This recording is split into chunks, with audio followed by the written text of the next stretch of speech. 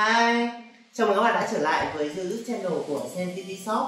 Hôm nay thì mình sẽ giới thiệu với các bạn mã Switch C9003-24S-E thuộc dòng Catalyst 9003 được khuyến nghị thay thế cho dòng Switch cũ C3850 series. C9003-24S-E là dòng switch qua có thể dùng làm switch core hoặc là distribution trong những cái hệ thống mạng của doanh nghiệp lên tới hàng nghìn thiết bị, hoặc là các bạn cũng có thể sử dụng trong data center cho những cái ứng dụng quan trọng của doanh nghiệp hoàn toàn được. Dòng switch 9003 này thì nó nổi bật với kiến trúc phần cứng dựa trên ASIC, là một cái kiến trúc mở cho phép switch có thể lập trình được, phục vụ cho những cái việc ám hóa hạ tầng mạng, tăng cường bảo mật, điều khiển luồng thông minh và thực hiện phân tích luồng và bó pin tốt hơn. Điều này thì giúp thiết bị trở nên thông minh và linh hoạt, hỗ trợ toàn bộ chạy. Chỉ cần cấu hình một lần chúng ta có thể dùng nhiều lần, tiết kiệm được thời gian và công sức cho việc quản trị. Và một cái điểm rất đặc biệt nữa đó là switch nó chạy trên hệ điều hành Cisco IOS XE, cung cấp API dựa trên những cái tiêu chuẩn mở như là NetConfer hay là RedConfer, CNMI, đồng thời tích hợp Zero Touch Provisioning, giúp đơn giản hóa việc cấu hình, tiết kiệm thời gian và tài nguyên cần thiết khi mà thêm những cái thiết bị mới vào mạng, và ngăn ngừa được cái khả năng mà nó xảy ra lỗi do con người khi mà làm thủ công. Khả năng thu thập số liệu thống kê theo thời gian thực thông qua telemetry dựa trên gRPC và GNMI cho phép quản trị viên tích hợp nhiều công cụ theo dõi sức khỏe mạng để tối ưu hóa môi trường mạng, khắc phục sự cố và kịp thời đưa ra cảnh báo về các cái sự cố tiềm ẩn. Ngoài ra thì phần cứng của switch cũng rất là ok, với CPU x86, RAM 8GB, flash 16GB và khe cắm lưu trữ mở rộng có thể cắm USB 3.0 SSD dung lượng lên tới 240GB, giúp nó có khả năng đóng vai trò như là một hot container, tức là cài đặt ứng dụng của bên thứ ba hoặc là chạy script ngay trên switch rất là tiện dụng. Rồi giờ thì mình sẽ mở hộp cho các bạn xem bên trong có gì nhá. Đây, đi kèm với thiết bị thì dòng Switch 9003 bao giờ nó cũng sẽ có cái chứng nhận license DNA. Với con này mã nó là chữ E, tức là license DNA chữ E, nó là bản Essential, hỗ trợ full tính năng Layer 2 và một số những tính năng Layer 3 cơ bản như là OSPF hay là RIP, GEI, GRP Stack. Tiếp theo thì chúng ta có một cái nắp để đậy khe nguồn.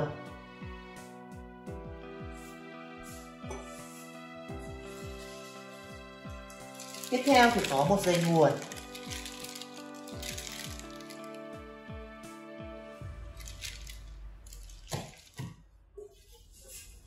Và một bộ rack mount kit có cả vít ở bên trong nữa.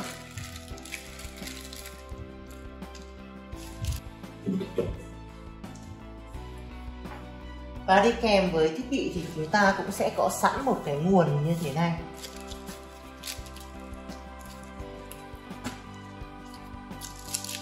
Nguồn này thì nó sẽ có mã là PWRC1 715WAC các bạn nhé. Chúng ta cần nhớ cái mã này để mà khi order thêm một nguồn nữa thì chọn đúng mã, tránh trường hợp là order về mà không dùng được.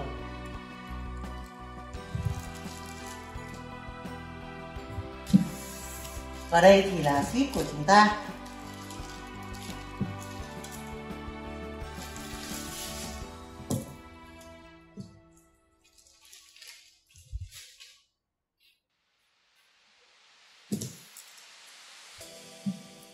Chúng ta sẽ xem thiết kế mặt sau của switch trước nhé.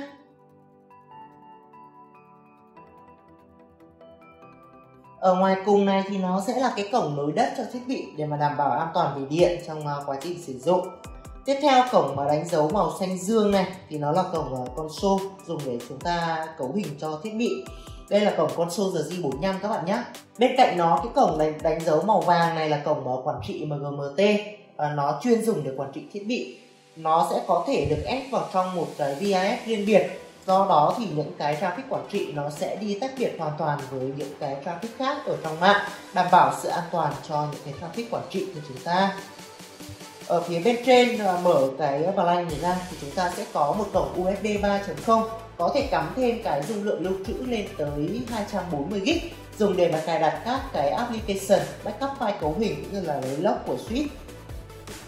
Đây thì sẽ là 3 module quạt làm mát của thiết bị, và thiết kế dạng module như thế này thì chúng ta có thể tháo lắp rất là dễ dàng, thay thế nóng trong quá trình sử dụng rất là tiện lợi.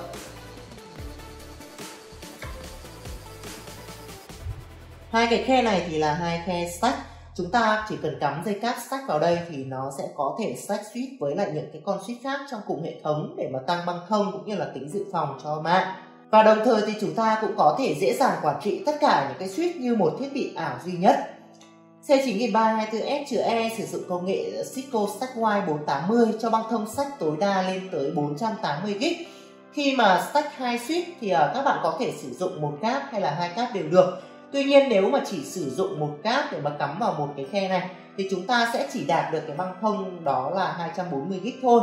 Do vậy thì các bạn nên sử dụng cả 2 cáp để mà vừa đạt được cái băng thông stack cao nhất và vừa để dự phòng trong trường hợp mà một cáp stack nào đó bị lỗi. Những cái loại cáp mà chúng ta có thể dùng đó là cáp stack T1 50cm, stack T1 1m và stack T1 3m. Tùy thuộc vào cái khoảng cách giữa hai switch là bao nhiêu mà chúng ta sẽ chọn cái dây cáp cho nó phù hợp các bạn nhé. Ngoài ra thì switch C9324S-E cũng hỗ trợ stack nguồn với 2 cổng này, cho phép dự phòng nguồn khi mà chúng ta stack các thiết bị với nhau. Chẳng may nguồn của con switch này nó bị hỏng thì nó sẽ được chia sẻ nguồn từ một con switch khác trong cùng hệ thống stack. Và các cái cáp stack nguồn có thể dùng đó là cáp FPVKR 30cm và cáp FPVKR 150cm. Và đây là hai cái slot tắm nguồn của thiết bị. Chúng ta có một cái nắp để mà đẩy cái khe nguồn vào đây.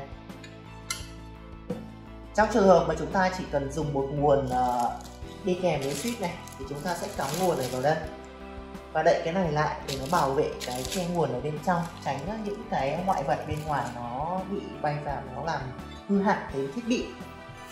Ok, chúng ta sẽ xem đến mặt trước của switch nhé.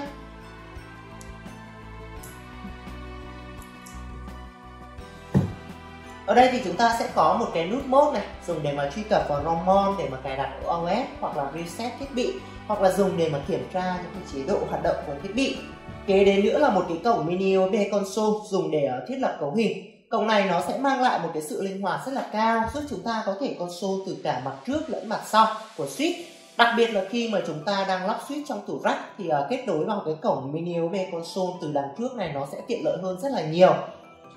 Bên này thì nó sẽ là một cái cổng USB 2.0 phục vụ việc chúng ta lấy lốc switch hoặc là update firmware vân vân. Từ cổng số 1 cho đến cổng số 24 thì sẽ là những cái cổng SSD 1GB và chúng ta có thể cắm thêm rất là nhiều loại module vào đây, như là module quang GLC, LH, SMD. Nó vừa là single mode vừa là multi mode, có thể hoạt động ở hai chế độ. Tùy thuộc vào cái dây dẫn quang chúng ta nó đang hoạt động ở chế độ nào thì module nó sẽ chạy theo chế độ đó. Khoảng cách truyền dẫn của nó thì có thể lên tới 10 km. Hoặc là chúng ta cũng có thể dùng module quang GLC SX MMD 1GB multi mode, khoảng cách truyền dẫn 500m. Hoặc là nếu mà cần thêm kết nối đồng thì chúng ta có thể cắm thêm module đồng GLC T 1GB 100m. Và nếu cần những cái kết nối ở khoảng cách xa thì các bạn hoàn toàn có thể dùng các cái loại module 40 km hoặc 70 km đều được. Nó sẽ là những cái module single mode. Và con này thì nó được thiết kế cho lớp core hoặc là distribution, cho nên là 24 cổng này còn có thể cấu hình là cổng access thông thường để mà tác vào VLAN nào đó, hoặc là làm trunk port, LACP port hoặc là layer 3 routing port đều được. Tuy nhiên thì con này nó là bản Essential, nó bị hạn chế một số những tính năng routing L3 nâng cao, cho nên là chúng ta sẽ chỉ dùng làm core cho những cái hệ thống mà nó có quy mô vừa thôi. Vào đây mở cái blank cover này ra thì chúng ta sẽ có một cái slot để cắm line card uplink phục vụ nhu cầu mở rộng mạng khi cần. Các cái line card uplink có thể dùng như là C93NM4G hỗ trợ 4 cổng 1GB, C9003NM8X hỗ trợ 8 cổng quang 10GB, C9003NM-2Q hỗ trợ 2 cổng quang 40GB, C9003NM2i hỗ trợ 2 cổng quang 25GB, hay là C9003NM-4M hỗ trợ 4 cổng đồng multi-gigabit 10GB. Ngoài ra thì switch cũng hỗ trợ thêm những cái line card của dòng Catalyst 3850 cũ, nên nếu mà các bạn đã có sẵn rồi thì chúng ta hoàn toàn có thể dùng được. Về hiệu suất thì thiết bị có switching capacity 208 Gbps, forwarding rate đạt 154,76 Mbps. Khi mà stack thì switching capacity nó sẽ lên tới tận 688 Gbps và forwarding rate lên tới tận 511,90 Mbps, rất là cao ạ. Và như mình nói lúc nãy thì con này nó là bản Essential, nó bị hạn chế một số những tính năng layer 3 nâng cao. Nếu mà chúng ta có nhu cầu dùng full tính năng layer 3 thì chúng ta có thể chọn một cái phiên bản khác của nó, đó là mã C9003-24S-A. Đó là bản network Advantage, có thiết kế cấu hình và hiệu suất giống hệt như con này, chỉ khác là nó hỗ trợ full tính năng layer 3 thôi. Link chi tiết của hai sản phẩm thì mình sẽ để bên dưới video nhé, cho bạn nào cần. Ok, vậy là mình vừa giới thiệu nhanh cho các bạn những cái đặc điểm cũng như là tính năng cơ bản nhất về SIT C9324S-E của Sitco. Nếu thấy video này hữu ích thì đừng quên ủng hộ trên TV Shop một like, share và đăng ký kênh nhé. Cảm ơn các bạn rất nhiều. Xin chào và hẹn gặp lại trong những video tiếp theo.